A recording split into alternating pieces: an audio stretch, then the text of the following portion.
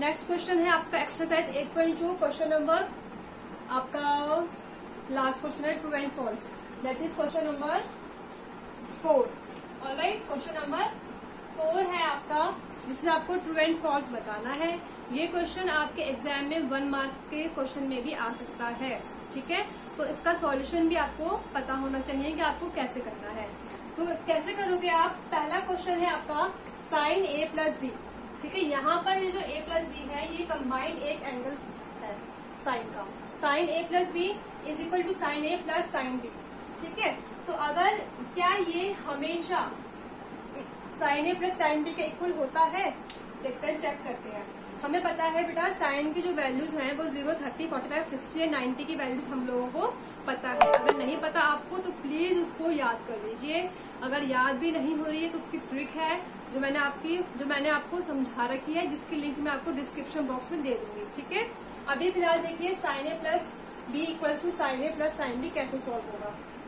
तो यहाँ पे जैसे कि आप जानते हैं कि कोई भी वैल्यूज आपको नहीं पता, ए और बी की वैल्यू तो आप ए एंड बी का आपको एंगल तो पता नहीं है, तो आप यहाँ पे कुछ भी एंगल अपनी मर्जी से रख सकते हो, ठीक है ना। तो मैंने यहाँ पे रख लिया ए, रख लिया मैंने यहाँ पे 30 डिग्री एंड बी रख लिया मैंने यहाँ पे 60 डिग्री, ठीक है। ए यहाँ पे 30 रख लिया, बी यहाँ पे 60 रख लिया। अब हम क्या करेंगे, ए एंड बी की वैल्यू पुट कर देंगे। पुट करते हैं तो क्या होगा, sine 30 plus 60 equals to sine 30 degree plus sine 60 degree होगा। Now compute the values. 30 plus 60 पहली बात कितना होता है, 90 डिग्री होता है, equals to sine 30 plus sine 60। Is it clear? Sine 90 की वैल्यू कितनी होगी बच्चे? साइन 0 0 होता है, साइन 90 1 होता है। Sine 0 0, sine 0 0, sine 90 1। तो साइन 90 1 होगा 1 इक्वल्स टू साइन 30 1/2, साइन 60 √3/2। अगर आप मेरे साथ साथ बोलने लग जाएंगे ना तो आपका वैल्यूज लर्न हो जाएंगी। जब आप इनको ऐड करोगे तो कितना मिलेगा, 1 प्लस √3। भाई यही आएगा ना, एलसीएम लेंगे आप यहाँ पे डिनोमिनेटर का तो 2 ही आएगा, ऊपर आ जाएगा 1 प्लस √3। क्या ये आपस में इक्वल है? नहीं है, मतलब कि हमारी ये कंडीशन कैसी हो गई, फॉल्स। आंसर क्या आ गया इसका, फॉल्स, क्योंकि ये इक्वल नहीं प्रूव हो पाया। इक्वल तो ये है ही नहीं, और क्वेश्चन में क्या दिखा रहा है, इक्वल, तो ये तो फॉल्स हो गया। सेकंड वाला क्वेश्चन देखिए। सेकंड क्वेश्चन क्या है, इसमें आपको ट्रू एंड फॉल्स बताना है। कैसे बताओगे, the value of sine theta increases as theta increases.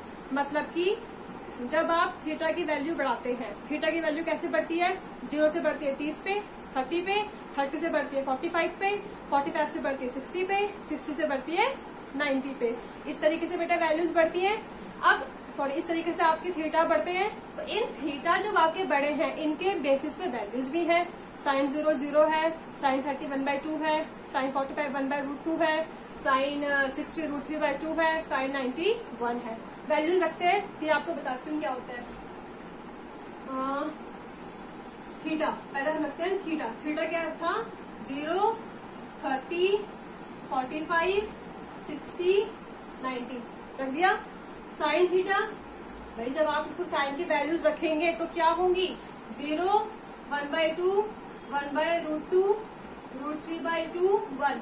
अब आप इसमें चेक कर लीजिए, 0 तो 0 ही है, 1/2 मतलब कि 0.5 क्या है, ये 0 से बड़ा है।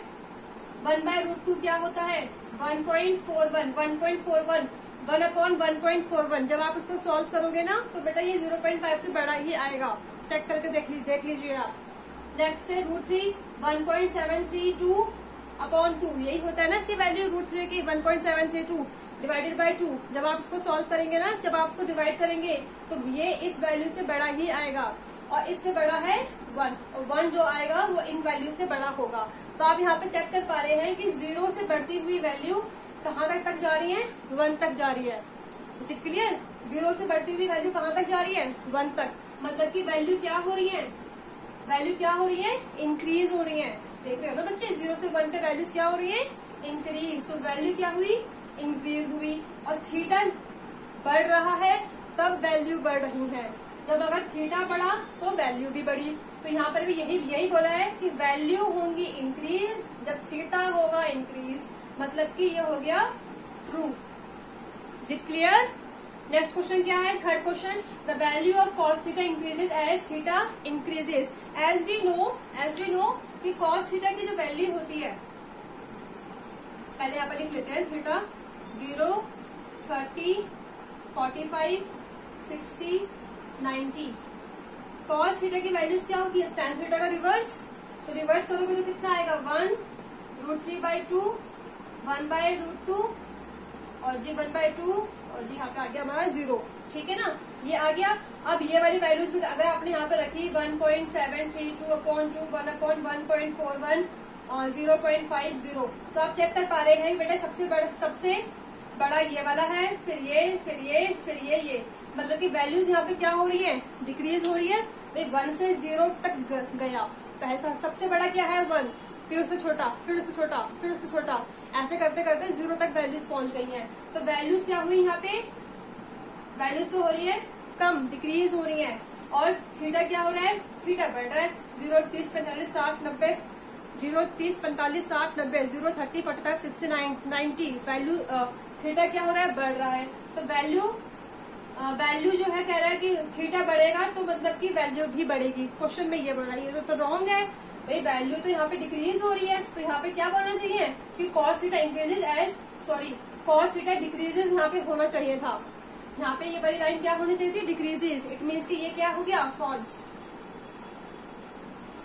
इज इट क्लियर बच्चे? नेक्स्ट है fourth question, sine theta equals to cos theta for all values of theta. सबसे पहले यहाँ पे आप चेक करिए, for all values of theta.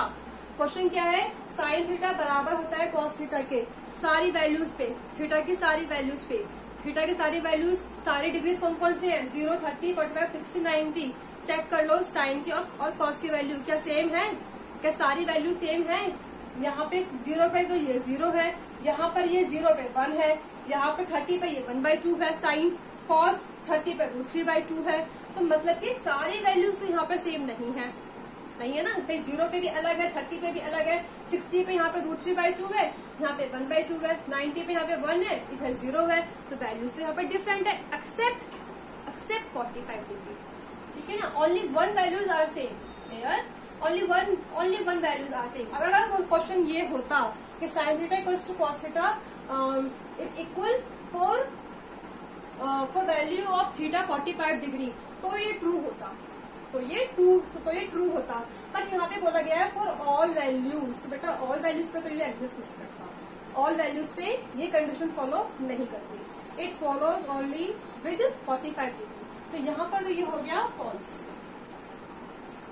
Next question क्या है? Cot A is not defined at A equals to 0 degree. मैं थोड़ा सा इसको रब कर रही हूँ बच्चे। फिफ्थ क्वेश्चन है आपके पास, cot A is not defined at A is equal to 0 degree. तो कॉट ए नॉट डिफाइंड होगा जब ए की वैल्यू 0 डिग्री होगी। यही क्वेश्चन है ना? ठीक है, अपने साथ बुक रख के बैठा करें। जब भी आप मैथ्स मेरे साथ सीखते हैं, please keep your books with you. ठीक है, तो cot A equal to not defined होता है जब ए की वैल्यू 0 डिग्री होती है। चेक कर लेते हैं भाई, कॉट ए की वैल्यू कितनी? 0 डिग्री। चेक करते हैं। अब हमने तो टेबल ही लर्न नहीं है, अब तक टेबल ही लर्न नहीं करी है बच्चों ने, तो क्या करें बेटा? कॉस और साइन को तो प्लीज लर्न कर लेना। तो साइन 0 हमें पता है कि कॉट होता है कॉस अपॉन साइन। अब बात हो रही है 0 डिग्री के साथ, तो कॉस 0 डिग्री, साइन 0 डिग्री। हमें पता है कि साइन 0 होता है 1 और कॉस 0 होता है सॉरी कॉस 0 होता है 1, साइन 0 होता है 0। तो 1/0 तो हमें पता ही है नॉट डिफाइंड होता है। तो मतलब कि हमारा तो ठीक है, क्या क्वेश्चन तो ठीक है कि कॉट 0 डिग्री पर नॉट डिफाइंड होना चाहिए। तो हमने चेक कर लिया, कॉस अपॉन साइन 0 करके 1/0 आ गया, नॉट डिफाइंड है। इट मीन्स की ट्रू, दिस इज ट्रू। अगर ये क्वेश्चन आपके 1 मार्क के आ गए तो आप इसको इस तरीके से प्रेजेंट करके आएंगे एग्जाम में। ओके।